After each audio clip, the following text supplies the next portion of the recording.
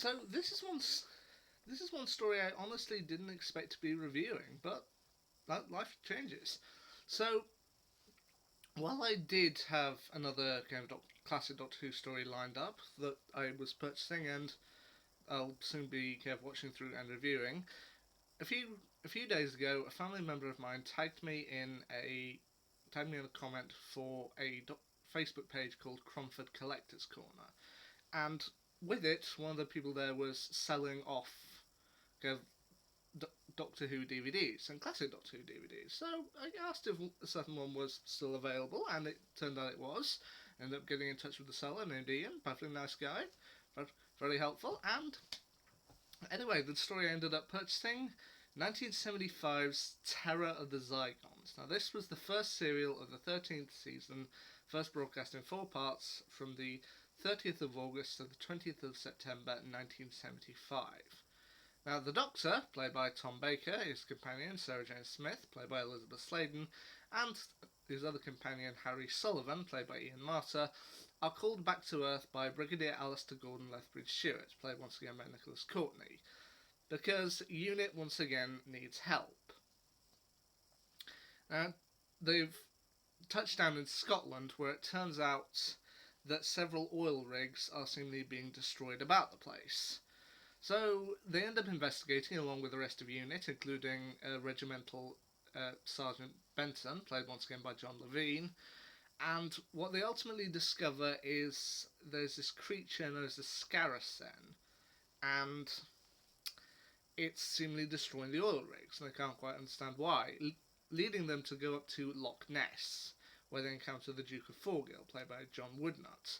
But what they ultimately discover is that the Scaracen is actually a cyborg, and it's being controlled by a group of creatures known as the Zygons.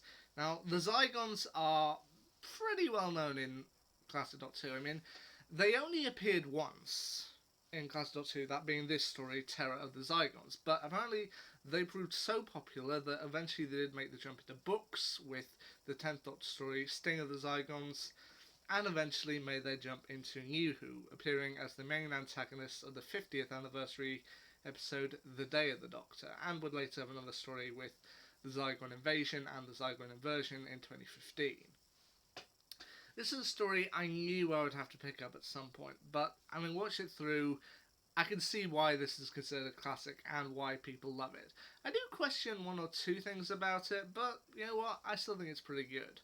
I mean, once again, the Duke of Forgill, played by John Woodnutt, he does provide a quite legitimate threat. I mean, it's evident pretty much from the start that he's either working with the Zygons or he's one of them, with it ultimately being revealed that he is standing as the head Zygon, Broton, or is that he's what he turns into, the human form. And what the Zygons are essentially trying to do is that their ship, I mean, I think there's only about 3 or 4 of them on this ship, but their ship crashed into Earth years ago, and they were waiting for a rescue from the Zygons when they found out that the Zygon homeworld, or at least their home planet, had been destroyed in an explosion. This is one area where I feel I do have to raise an issue, and it probably not New Who's fault, but yeah, it does provide a little bit of a continuity problem. Because it's mentioned here that the Zygon's home planet was destroyed in an explosion, whereas in The Day of the Doctor, Elizabeth I reveals that the Zygon's homeworld burned in the first few days of the Time War. Now, while you could look at it continuity-wise that the Time War was the reason for the Zygon's home planet destruction, I feel that this is 1975, 30 years before the Time War would even be thought up, so I just kind of think that either it's supposed to be the Time War that ultimately destroyed it, or Doctor Who can't quite keep up with its own continuity. But anyway, now the thing about the Zygons is, as I mentioned, they can shapeshift, basically turning into anyone that they choose, including, as I said, the Duke of Forgill, a nurse around the area, I believe the Duke's servant, butler, assistant, something like that, and one of them also ends up taking the form of Harry Sullivan. capturing the real Harry Sullivan and then kind of taking his place. And it does provide for some quite good storytelling. I mean, for example, when Sarah Jane is trying to chase down Harry because she believes he's taking something very important, and then ultimately discovering he's a Zygon, it does provide some good stuff. The Zygon imagery, I think, is done very well in this story. I mean, especially at the end of part one, when Sarah Jane is talking on the phone with the Doctor and the Brigadier, and then when she ultimately gets off the phone and finds a Zygon staring at her, that's an iconic clip. I've seen that in kind of Doctor Who compilations and Doctor Who documentaries. They show that as an iconic moment, and it is.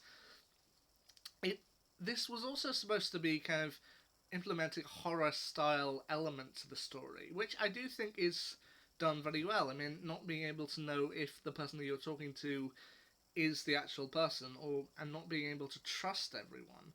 I feel they've done that very well in this story.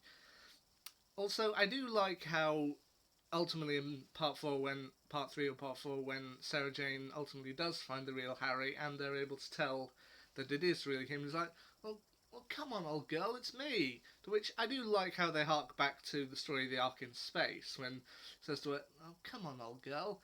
Harry, yes, call me old girl again, I'll spit in your eye. To which I do like that they're able to tell, that she is able to tell that it is the real Harry from that. Another thing that I do slightly question, though, is while the majority of the story takes place in Scotland, they are specifically around Loch Ness. They do, towards the end of the story, have to chase the Scarrison and the Zygons down to London. And I looked up how far London is from Loch Ness. It's just under 600 miles. So a family member did point out to me, yeah, well, they do have helicopters and jets. And I'm like, well, yeah, I suppose so. It's just, I'm thinking, if they had to make that journey by Land Rover, 583.5 miles, it's quite a way to go. But anyway, this would also, while Ian Marter and John